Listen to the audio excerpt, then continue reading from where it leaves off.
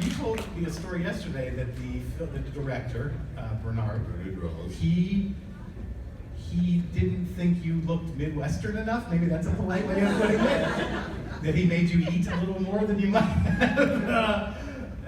Well, yes, he thought that I was too glamorous, and it was the first time anyone in show business told me I was too thin. And I had, you know, that's what happens to you when you're a young actress. They always want you to be, you know, a skeleton. And I, you know, refused to do that. But then Bernard was bringing me pizzas. Do you know, he would bring like 2 and 3 pizzas to lunch. And you know, and he said he wanted me to look more natural, and so I cut my hair, and you know, I didn't have to deal with makeup, and for just a little bit, unless I was getting hypnotized. Yeah. Then they had a little bit more. And, but it was great. I was constantly eating. It was fantastic. This is what I do anyway. What was your first exposure to this material? You at all familiar with the Clive Barker story, or how did you first read this about this character, and what sort of, I almost said what hooked you about this character. I did not mean that. That's what I always say. No, but like, what was it that grabbed you about this character? I got a call from my agent out of the blue one day saying this English director was interested in hiring you for a movie called Candyman. I hung up because he jokes around a lot, and I thought it was a San Diego student story. And I know I'm too close.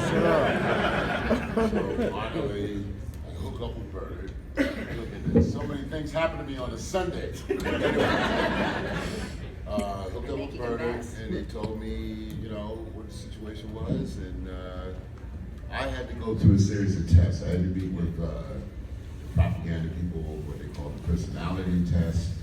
You know, wow. What? I mean, who else is going to play that? Listen, and when I got there, it was 8 in the morning, and they were drinking fresh squeezed orange juice out of these crystal carafes, buttering their croissants, and they weren't saying anything.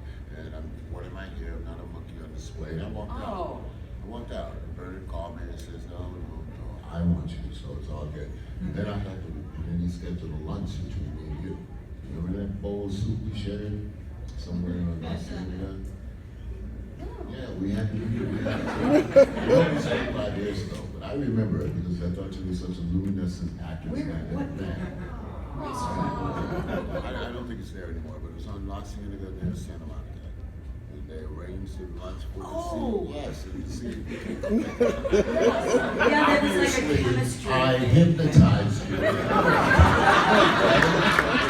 Yes, because you were so I can't handsome. believe that a woman never doesn't remember it. Oh, yes. Come on, men remember everything, believe it or not. Wow. God, I'm so glad you reminded me of that because it was really, yeah. It's about the process. And we were kind of like, We didn't know what to think. what are we doing this thing? Like, it's really, is it, you know? But I knew Bernard, and because we were all friends for quite a while, so I was like, And no. he still speaks highly of you, by the way. I see him and talk, because we're developing Well, you stay, something. yeah, you stay friends. Well, yes, he's friends, yes. But he's working on a new project, and your name comes up often. We haven't received an offer. Because you're such a busy actress, you don't have time. Good. You know, life has been good But that to would us be really 25 years cool ago. if you and I would be in the same film. I think so, if you guys get along. Well, I haven't seen him in many, many, many I years. tried to talk to you about it on Friday. It's called Fingers. And I'm going to talk to him on Tuesday. Thank you, you can be my new agent. I'm still going to be, I mean, I've always told you, I would love to work with you again on like Yeah. normal people, perhaps.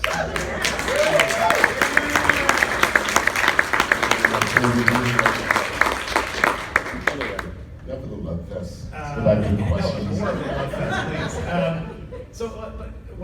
So the time that you did shoot here, I mean, when this movie came out, I was living about 5 or 6 blocks from Cabrini Green. So like, but I mean, honestly, in the city, and it's still to this day, to a certain degree, divided very strongly. So like one side of the street is one thing, and And so I could live 6 blocks away from Cabrini Green and not even really notice it, and not even really, it didn't impact me very much. But I knew it was there, like you just kind of always knew it was there. But to go in there and shoot, even just watching, I just rewatched the film the other day, I'm just rewatching, I'm like, wow, like what were there risks being there? Was there like, what did they sort of do? Because I'd heard about all these deals they had to make to even shoot there for a little while. What was some of the hazards? A lot of chicanery and a lot of deals on the ground that allowed us to be in there. But I remember, I don't know, you know, the other day I took a tour because I didn't actually work in Cabrini Green. Yeah. But they flew me out here in Chicago, so I just hung out for like 2 weeks. Went to Kingston Mines most of the time. Just I love the Kingston. Frank Pellegrino, I love you. But you know, I remember I had to go in and I met the people. I wanted to meet the community. And what struck me too. What struck me one time was that little store they had within the complex that everybody had to go to. And somebody said, you gotta get everything done by 10 a.m. Because after that, it's no man's land, right? Because we had 5 existing gangs with the same complex. And not only deals had to be made with the city, but there are some actual gangsters in the building, very open. That was part of the deal, right? That they cast them as extras, or yeah. Well, that's because there was a lot of posturing. Now, I mean, almost everyone who lived in those apartments there were a lot of families. Yeah. And a lot of single mothers. Yeah, a lot of single mothers, a lot of little kids, and so sometimes it was like they were very welcoming of us, because at first, you know, the circus shows up, you know, lights, cameras, trailers, we've got cops, security guards, and everyone was kind of like, wait, whoa. The way they are in any neighborhood we would show up for a movie. And so there was the gang that was my understanding that they ran the building that we were going to be using. And so Bernard, sort of being the mad Englishman, sort of, you know, they were just standing like really very, very young. I mean, they were teenagers. And so he went bounding over to them, and they were kind of like, what? and he was like, hello, listen, we need some blokes in the film. Would you like to be in the movie? And they kind of went from doing this to, and he was like, I just need you to stand around and look threatening. You can do that, can't you? and they were so enamored of being a part of the process that he was like, you need to look more mean. And so we were in, and we weren't too disruptive, and so we were, and ended up being really welcomed. And you know, there was some gunplay when we first got there, but it wasn't, you know, there was a big police presence around us, and I think that a lot of people, quite frankly, were really glad that we were there and we weren't making fun of them. That was what I think was really important to them, is that we weren't going, oh, look at this bad slum. Or even demonizing the whole. We weren't demonizing. Yeah, right. That was a great invitation to Bernard, by the way. but that all of this leads to the transformative nature of art going into a place and taking something that might be frightening and giving people purpose and hope. And like that. To this day, I get people that have lived in Cabrini Green that come up to me randomly all over the United States and say how much the art form meant to them, that it gave them dignity and pride. Yeah, that has happened to me too. Yeah, so that's awesome. And those are the jobs you live for. Let's talk about bees. Because I still to this day, even just rewatching it, I can't tell if what's real, what's not real at all. But I guess it's all real, right? Like anytime that I was on screen, bees were around, they were real. On your face and in your mouth and on my body, on my legs, on my lips. So how do they? Yeah, there was no CGI stuff. All of these, but we had a bee man. Yes, Norman Gary. A wrangler. Yes. Very eccentric dude. One time he taught me. He says, "I want you to meet the bees." Finally, I was like, yeah, I had to meet the bees. Okay, you know what I'm saying? Yeah. He brought us into the trailer, and then for me, he started like I knew he was a little eccentric. He says, "And that's Harry, and that's Joe, and that's John." He really cared about his bees. He did. He loved them, and that also made me less fearful. Because every time I had to deal with them, it was a long process. I had to literally take a shovel, put them where they were, you know, and then put them on their own so they would stay there. And And then he had the little bee vacuum. The bee vacuum. He had this very, very gentle little, because there were animal rights people that would show up to make sure there were no bees harmed.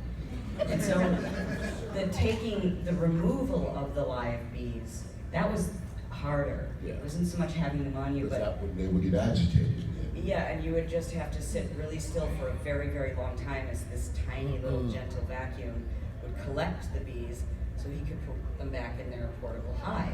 And take them to the trail. Yes. Well, you got stung. I got about 26 over the course of the training. Oh my God, you never told me it was that. On the first film or on all the films? All the three films, okay. Maybe 10 stings on the but first you film. know, these things hurt, so Yeah. you gotta take it, and manage. It's great. But you were so cool about it. Like, I didn't even Because I know was that so was happening. excited to be in a film with you and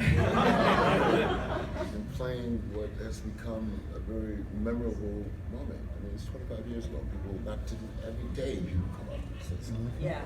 You know, so we created It's the something most else. asked about film, and somebody came with a press kit for me that I hadn't seen. For the verse, yeah. And there was the picture of us waltzing in your nice. lair. I love That it. was my favorite part Yeah, well, of the first movie. of all, that is the moment of the film, and they only used 6 seconds of it, because if you remember, it was Yeah. a much longer scene. And it emphasized, because it was very important to me, that the romanticism was front and center. This guy was killed, murdered, lynched, and this was the love of his life, and all they wanted to do was be reconnected.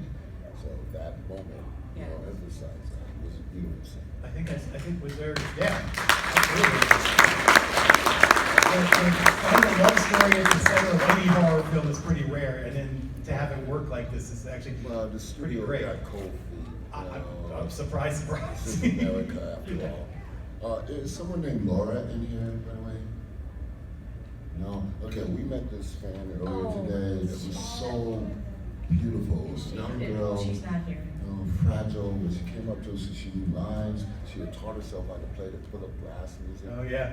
by ear, and she got the romanticism. She said, Yeah. "We saw the love." A teenager, and she just, Young like, it teenager. meant so much to her, and she got the real essence of the film and how much it meant to her, and she just went into such detail, and so Tony brought her over, because I saw that she was standing like this and she was crying. Yeah. So then you brought her over to me, and then she was telling, I'm getting chills again. And then I started crying because it was so beautiful, because it was not, this is a movie that was not just about the slasher and the gore, and there's a place for those, because we all love those movies. That's why, I'm a fan too, but this was not that. And it was nice to see somebody that this was new to her and that she got it, Did I read somewhere that you took some sort of, was it dance classes together, just something to sort of make your movements together look a little more elegant? Yes, we had to take waltzing lessons, and I was terrible. No, but- And I had a dance background, and I had 2 left feet, and you had to kind of like lead Do me. you remember what street that was on? That was on the 3rd, Right. right next to Cedars. Just testing. Because I mean, I'd never walked before, but we knew it was so. It gave us the elegance that we wanted. And I think it was like 6 sessions or something like that. 3, 6. Yeah, because I wasn't any good, so we had to go a number of times. No, but it connected us before. Yeah. We got on the Because it was set. before shooting, so we had this time to for me to be in his arms and for him to sweep me off my feet.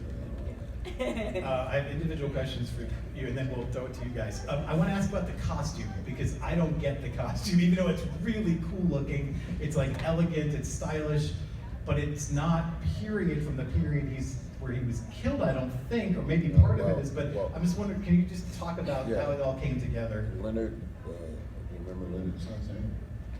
The costume designer. Yes, I think so. What is it? Well, it was Leonard, wasn't it? No, Leonard is his first name. It's his last name. Don't know. Okay, Leonard. I'm terrible Yeah, yeah. with names, you know that. Well, he wanted to create a collage of different periods. So Okay. we have backstory that you guys don't even know.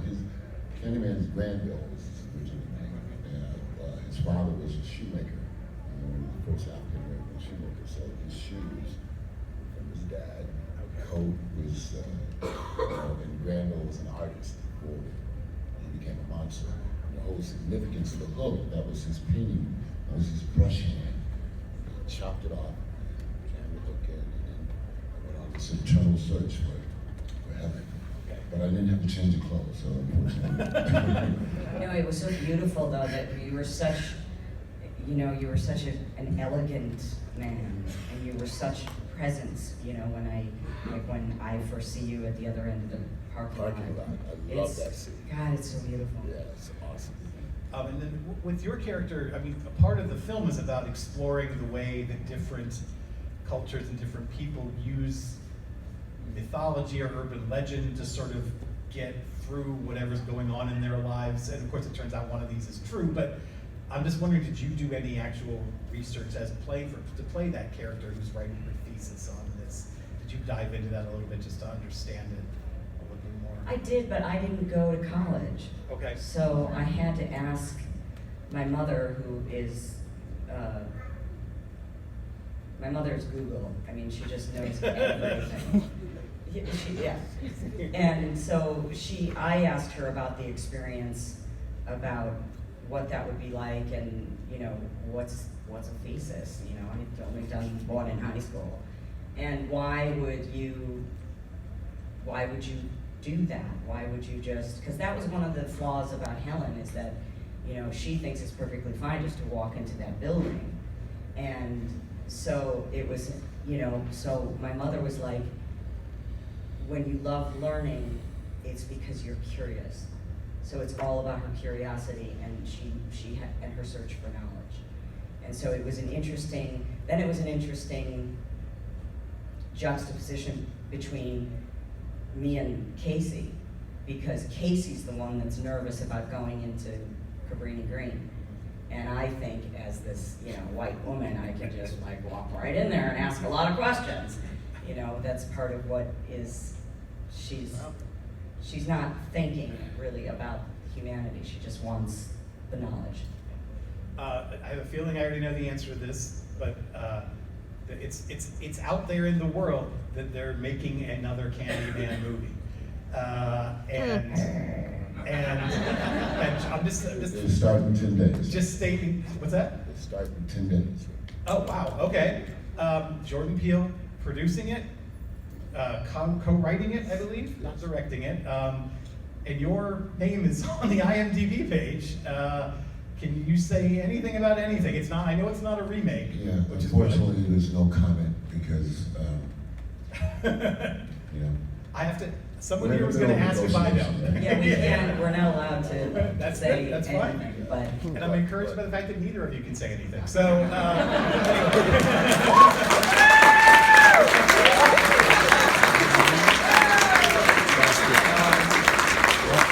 Okay, questions? Anyone? Yes, sir.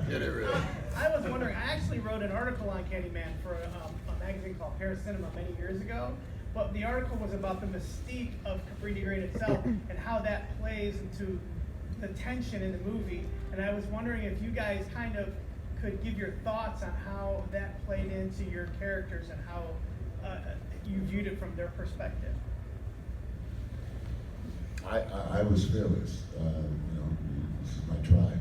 It was good. They liked seeing me, and because I really didn't really have scenes in Cabrini, people, as I said earlier, come up to me years later who actually lived there to tell me about mysterious graffiti. Apparently, there's a Chicago theater here in Chicago where there's some graffiti that still remains. So, everybody loved that film. And those that didn't, it's fine. It was freedom of choice. We had a great time, and I think the impact remains. Did you have experience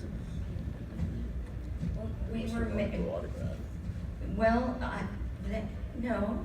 I think we were there for such a short period of time, and we were just sort of using the exterior. I mean, the elevators didn't work, and it wasn't practical to shoot in an actual building, no matter where it had been, because we needed to have removable walls and the lair and bees, and it had to be in a controlled environment. So that's really why we didn't. All the rest of it had to be in a studio. And so it was, yeah, it was, I was glad I had time there, but actually, years before I started working as an actress, I used to do singing telegrams, and I don't sing, so you can imagine. And somebody sent a singing telegram to a little business next door to Cabrini Green. And so I'm driving there with this balloons and a tinsel grass skirt and a top hat, and I'm followed by like 3 cop cars. And so I'm like, be cool. And making sure there's like nothing in the car. And so then I pull over, and before I get out of the car, this cop pulls up, roll down the window. What the are you doing in that outfit? And I go, I'm an actress and I'm delivering a singing telegram. And they go, just do it, get out of here. And I was like, why? I was just so naive. Everything seemed fine to me, but the cop's presence was, I didn't feel like it was necessary. And so I had that, like, looking up at those buildings, like, oh, that's, because like you said, there was this, Cabrini Green ended right here, and downtown was a block away. So there was, like, you kind of didn't realize that there was anything wrong until you saw how neglected the buildings were. So actually being able to, years later, go and find out more about it was really cool. Really cool. Yeah, right there. Nowadays, we're all kind of tied up in prequels with every movie nowadays, so I don't know the backstories and anything. Looking back, do you think or do you wish maybe they had delved more into the story between Helen and Candyman and given more of that story? As well as, actually, it always struck me as kind of funny that they really don't talk too much about Helen's relationship with her husband. I think it was deliberate, because there wasn't the romance. But you kind of wish like maybe they would have done that right away, like right after. I think that part of it should have been mysterious, because that story of who Helen really is in her soul and who we were in a past life, I mean, that had to, I think, roll out a little bit slower. But I agree with you about the waltzing and your poetry and the painting, and I wanted them to do like a flashback of him painting the nude portrait of, well, I guess I couldn't do that in this movie, but it would have been nice to see a little bit of them But the back artistry. then. Yeah, the artistry of it. Anyone else? Yeah. Yeah, did you meet or talk to Clive Barker? Yeah. He would show up and say, he was awkward, he was flattered, but he also was a little jealous that he didn't get to do the comedy. Yeah. Because it was a short story, Yeah. that you probably know, that he wrote, and then Bernard took that and Totally adapted it into the story that it became. So, he would come and sort of look around and approve. But, I felt like he wanted to be in charge. I don't blame him, but His story is set in like Liverpool or something, isn't it? Like completely it's different. totally It's a different. monstrous Yeah. person. I'm so glad that I didn't Yeah. have to wear any prosthetics. It's great. I've done prosthetics, but I didn't want to do it. Yeah. I didn't want Yeah, back there. With the newer documentary, I don't have a good sense about the impact that documentary's had outside of being a horror fan, but that a horror noir. Yes. You found any difference in interacting with fans or different types of fans that you're interacting with now at conventions or? Well, I think it should be easy to tell. I actually love my fans. I love you guys.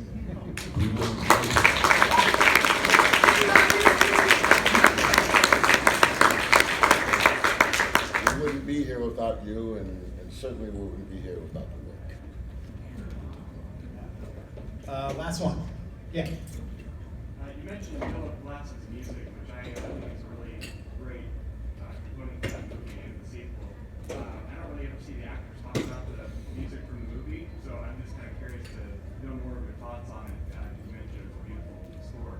the music was vital. I loved it. And when they came out with that, did you see the Laserdisc thing of the music or the translation to record?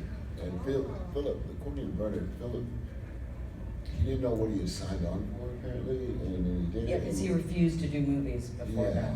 But then he didn't really get it when he first saw it, but he's come to love it. He's actually, I saw somebody had something, a video that had his name signature. I've never seen his signature before. So it's great. So yes, the music, our DP, Tony Richmond, Bernard, the cast, Chicago, Green, all of it led to a one-of-a-kind experience.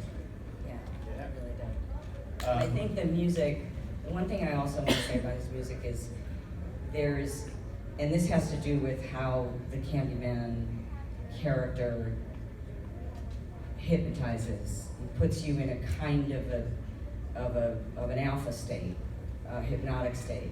And I think from the opening of the film, I think the film does that to the audience. The overhead shot. The overhead's it's slow, and the music is Philip Glass, and I think it puts you, sneaking into theaters, which I love to do when I have a movie, and sneaking into the back of the theater, people are got their popcorn and they're doing all their thing and taking off their coats, and you can see everyone just kind of, they settle in. Do you remember when they had the debut of the official in Toronto, and we were all there, including Yeah. Michael, and the place was packed, and it was my first time seeing it, and the music came up, and the people were just enthralled. Yeah. They were like hypnotized. It's like the word. It's nice when, the movie works when the credits are rolling and nobody moves, and it's like, even though there's a big bang at the end of the movie, a big horror bang, but it was this thing of that this movie is an experience, and it moves you very deeply, I think, and so that was quite a thing, because I'd never had a movie that did that before. Definitely. I know that Bernard, for a long time, he wanted to reunite us, and he wanted to do a Bride of Candyman thing, where it was more an honor to Elsa Lancaster and others who come before us, but to really get into what would have happened in that moment of the fire onward. Yeah. What would happen if we teamed up and destroyed the world with love? Those people there, please get around, go get your pictures taken with them in a few minutes. Photo op. And Virginia and Tony, thank you both so much for coming out.